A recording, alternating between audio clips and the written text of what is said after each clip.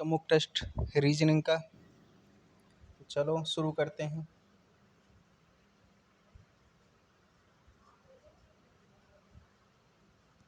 पहला क्वेश्चन है आपका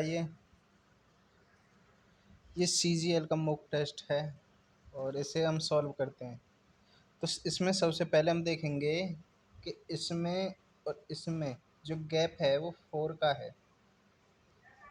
इसमें और इसमें जो गैप है वो आपका है 652 652 का है। तो कहीं ना कहीं ये 4 का ही डिजिट होगा। तो इसमें सबसे पहले इसे अगर हम चाहें तो ऐसे भी लिख सकते हैं, इसे हम 2 का स्क्वायर भी लिख सकते हैं। तो 29 में अगर 4 जोड़ें तो 33, जो 2 का स्क्वायर है, फिर 4 का स्क्वायर 16, 33 में अगर 16 जोड़ते हैं तो ये 49। ऑप्शन में है, यही आपका राइट आंसर है। क्योंकि उसने दिया है पहले 2 का स्क्वायर है, फिर 4 का स्क्वायर है, फिर आपका 8 का स्क्वायर होगा। जैसे 49, 8 का स्क्वायर 64, 9 और 4 13, 3, 6 और 133। अगर इसमें भी जो ये मानो इसकी जगह जो आपका एक्स है जो आ रहा है 49, अगर इसमें 8 का स्क्वायर 8 का वर्ग यानी 64 जोड़े तो ये 113 आ रहा है। इसका मतलब ये हमारा बिल्कुल राइट आंसर है और इसमें आंसर भी दिया है ऑप्शन नंबर 4। करते हैं अब चलते हैं अपने अगले क्वेश्चन की ओर। हमारा क्वेश्चन है इसमें कहा है 18 9 27 40 36 140। तो 40 13 और यहाँ इसकी जगह क्या आएगा, एक्स मानो इसे। तो उसके लिए सबसे पहले हमें आगे के 2 जोड़े देखने होंगे। अगर मैं इसमें करूँ 18 दूनी 36 माइनस 9 27, लेकिन 40 वाले सेकंड पंक्ति में ये नहीं काम कर रहा। अगर मैं इसे करके देखूँ, बीच वाले को लूँ मैं 9 इंटू 5 जो होगा 45 में से अगर 18 गए तो आपके कितने बचेंगे, आपके बचेंगे 7 और 2 27। ये इससे मैच कर गया, ठीक है। अगर इसी तरह अगर मैं 36 इंटू 5 करूँ तो ये आएगा आपका 180। 180 में से अगर आपके 40 जाएंगे 140, यानी ये लॉजिक हमारा बिल्कुल राइट है। तो इसी तरह अब हमें करना है इसका 5 गुना और माइनस के इसके। तो 13 पंजे 65 माइनस 40, तो आपका जो आंसर आएगा वो आएगा 25। ऑप्शन नंबर 3 25 आपका राइट आंसर है। इसमें लॉजिक यही लग रहा है। और हमेशा ऐसे क्वेश्चनों में आगे वाले 2 शब्दों को देखते हैं और ज़्यादातर पूछा जाता है तीसरे वाले शब्दों को बनाने के लिए।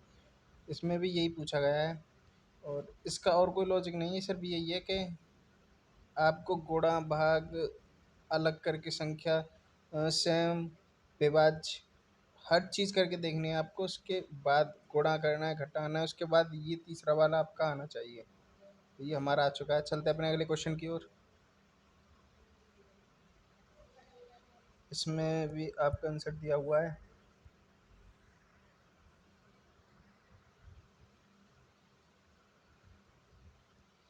तो इसमें कहिए सबसे पहले इस चीज़ में बहुत लोग गलती कर देते हैं कि वो ऊपर बिना पढ़े इसे देखने के लिए सॉल्व करने लग जाते हैं और पहले दूसरे पे ऐसे टिक लगा देते हैं। इसने कहा क्या है, पहले ये देखो, दिए गए दोनों चिन्हों को आपस में बदलने पर निम्न में से कौन सा समीकरण सही नहीं होगा। ये चीज़ बहुत मायने रखती है, नहीं होगा। इसमें कभी भी पूछ सकता है कि कौन सा सही होगा, कौन सा सही नहीं होगा। तो इसमें नहीं पूछी है और आप क्या करते हैं, बिना ऊपर पढ़े हुए ही इसे सॉल्व करते हैं और आपका वो गलत हो जाता है, सही होने के बाद भी गलत हो जाता है। तो इसमें वैसे पहला ही दिया हुआ है, पहला ही सही नहीं होगा, सही नहीं होगा। करके देखते हैं। आपको माइनस की जगह भाग करना है, भाग की जगह माइनस। यहाँ आपको लिख के बताता हूँ मैं, 20 गुणा 8 माइनस की जगह भाग 4, भाग की जगह -2 प्लस 7।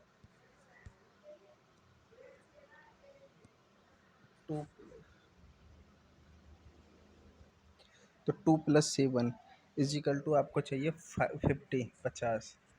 तो ये अगर सही नहीं होगा तो आपका आंसर ये है।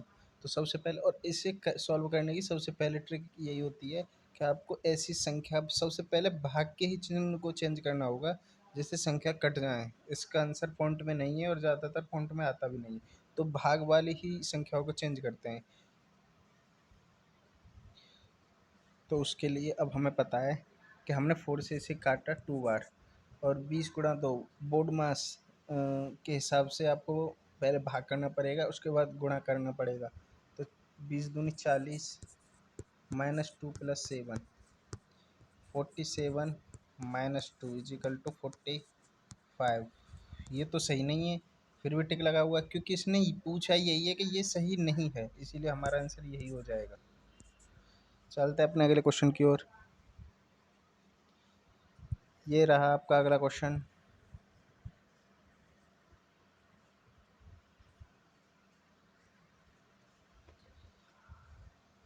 इसमें पूछिए आपको कि पी के से किस प्रकार संबंधित है। पी के इससे करने के, इसमें वैसे बहुत से जो लोग हैं या टीचर हैं वो बताते हैं प्लस माइनस ऐसे करके करो, लेकिन इसे दूसरे तरीके से भी सॉल्व किया जा सकता है, बिल्कुल आसान तरीके से। कैसे, मैं बताता हूँ। सबसे पहले आपको इन जो संख्या दी हुई हैं इन्हें ऐसे कैसे उतार लीजिए, जगह बन जाए इसलिए।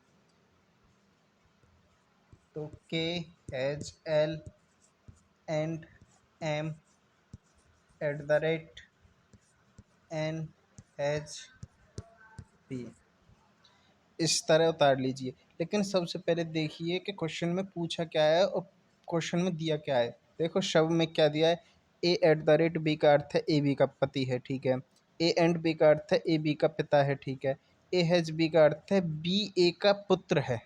इसने इसमें दिक्कत कर दी, बी ए का पुत्र, इसने पहले ए नहीं दिया बी दिया हुआ है, तो इसे हम इसको हमें ए बनाना पड़ेगा। कैसे, इसने बोला है बी ए का पुत्र है, बी जो है वो ए का पुत्र है, तो मैं क्या ये नहीं कह सकता कि ए बी का पिता है। मैं ये भी तो कह सकता हूँ ए पिता है बी ए वो बी ए का पुत्र है, तो ए पिता है बी का। ए जो है आपका पिता है किसका, बी का। अब आप इसे आराम से सॉल्व कर सकते हैं। कैसे, आपको सबसे पहले ए हैज बी का अर्थ बताना है। तो जो मैंने बताया है ए बी का पिता है, यानी आपको सबसे पहले ऐसा तीर खींचना है दोनों संख्याओं वाले बीच में, ठीक है। सबके ए हैज बी का अर्थ है ए पिता है बी का, यानी ये पिता हो गया, ठीक है। उसके बाद ए एंड बी का अर्थ है ए बी का पिता है, ठीक है, ये भी पिता हो गया। उसके बाद m@b का अर्थ है ए बी का पति है, ठीक है, ये पति हो गया। और ए एच बी का अर्थ है ए बी का पिता है, ये पिता हो गया। तो अब चलो यहाँ से, पी का एन पिता है और ये पति है, उसके बाद ये पिता है, ये पिता है। तो इसका जो संबंध हुआ है वो क्या हुआ, पिता जो है इसके ये पति है, पति का पिता का पिता का पिता, तो ये होगा पुत्र के पुत्र का पुत्र, क्योंकि उसने पूछा है पी का के से क्या पूछा है, उसने पूछा है के से, पी का के से। अगर के से अगर लगाएंगे तो ये पुत्र के पुत्र का पुत्र हो जाएगा, इसमें डायरेक्ट ही तो कही गई है। ये इसका पति का पिता का पिता का पिता। अगर मैं इससे कहता कि के का पी से, तो आप कह सकते हैं पिता के पिता के पिता, लेकिन इसने कहा है पी का के से, तो पुत्र के पुत्र का पुत्र। राइट आंसर आपका 4। चलते अपने अगले क्वेश्चन की ओर।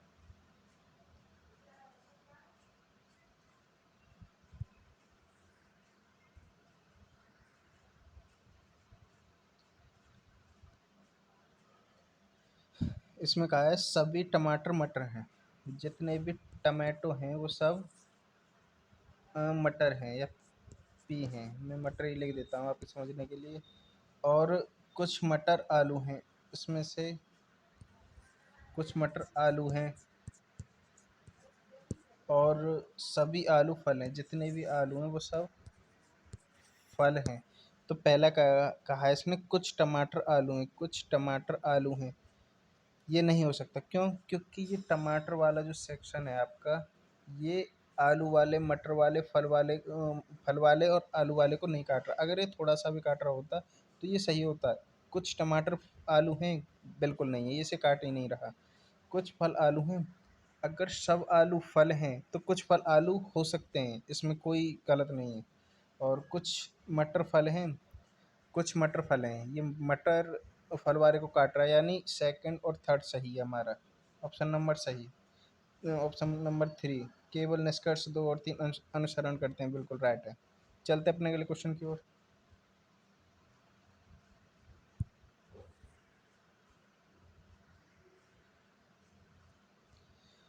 तो इसने कहा है संतुलित करने के लिए, मतलब सही करने के लिए कौन से चिन्ह में चेंज करना चाहिए। तो सबसे पहले मैंने आपको पहले ही बताया था कि हमें ऐसी संख्या लेनी है जिसके लिए आपको संख्या कट जाए और आपको पॉइंटों में कुछ चीज़ें ना आए। तो उसके लिए हमें पता है यहाँ 25 है, यहाँ 5 है, तो हमें भाग ही लेना पड़ेगा। क्यों?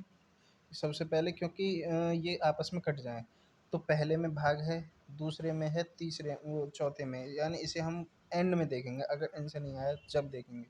उसके बाद उसके बाद हमें फिर सॉल्व भी करना पड़ेगा। तो मैं करता हूँ पहले से। 25 डिवाइडेड 5, उसके बाद multiply 10 minus two is equal to 13।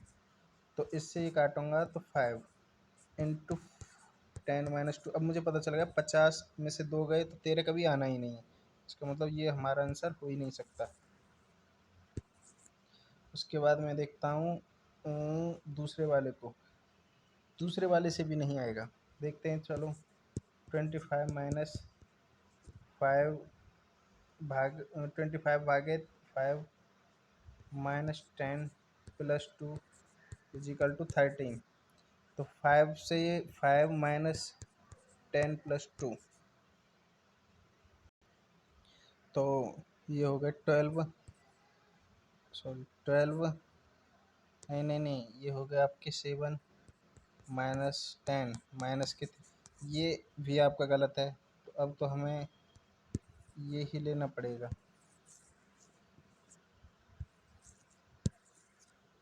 उसके लिए अब हमें चौथे ऑप्शन से ट्राई करना पड़ेगा। 25 divided 5 plus 10 minus 2 is equal to 13।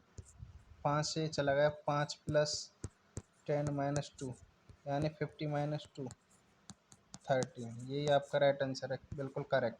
आपको सबसे पहले कैसा भी क्वेश्चन आए, किसी में भी क्वेश्चन आए, आपको हमेशा सबसे पहले भाग को ही चेंज करना है, चाहे उससे आंसर आए या ना आए। ये बात आप समझ लो कि भाग से ही चेंज करना है, क्योंकि भाग से ही 99% आंसर आता है। तो हमारा ऑप्शन नंबर 4 ये राइट आंसर हो जाएगा। चलते अपने अगले क्वेश्चन की ओर।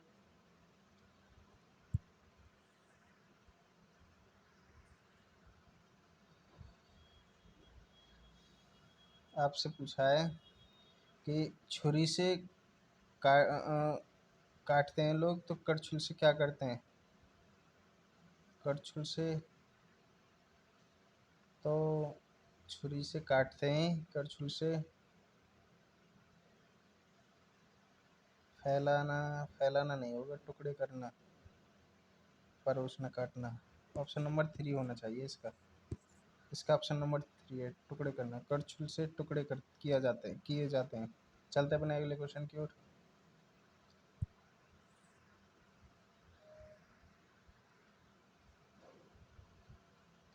सभी ए आर हैं, जितने भी ए हैं वो सब आर हैं, और सभी आर सी हैं, जितने भी आर हैं वो सब सी हैं। ये ऐसा बनेगा।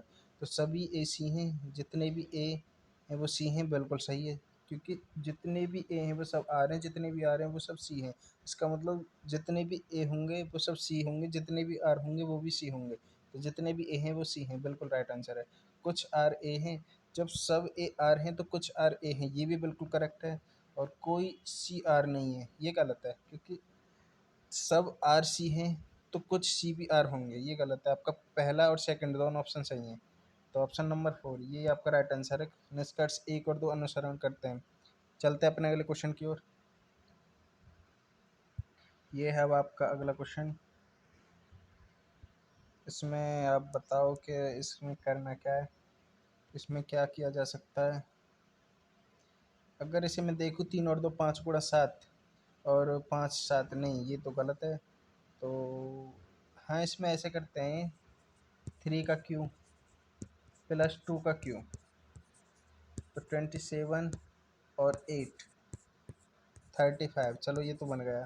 फिर ये 64 चुके, एक मिनट, 4 का क्यू प्लस 1 का क्यू, 64 प्लस 1 65। इसका मतलब ये हमारा बिल्कुल राइट आंसर है। यही तरीका होगा। तो आपको कुछ नहीं किया गया, आगे वाली दो संख्याओं का वर्ग करके जोड़ दिया गया है। तो अब हमें देखना है, पहला वैसे इसमें आंसर दिया हुआ है। तो 7 का क्यू होता है आपका 289 और 8 नहीं, क्या होता है 79 इंटू 7 36 343 होता है। सॉरी मैं भूल गया था, 343 343 और 8153, ये आपका राइट आंसर है। पहला किसी से भी करके देख लो, फिर आपका आंसर आएगा ना। ये तो ऊपर वाला, ये जो है ये वाला, ये तो वैसे भी गलत है। किसी से भी आपका आंसर नहीं आएगा इनमें से, आपका आंसर सिर्फ इससे ही आएगा, यही राइट आंसर। तो अब आगे के क्वेश्चनों को हम अब करा देंगे। कुछ क्वेश्चन रह गए, पता ही नहीं चला कि ये कब रिकॉर्डिंग बंद हो गई थी। चलो अगली क्लास में करेंगे इन क्वेश्चनों को जो बचे हुए हैं। Thank you.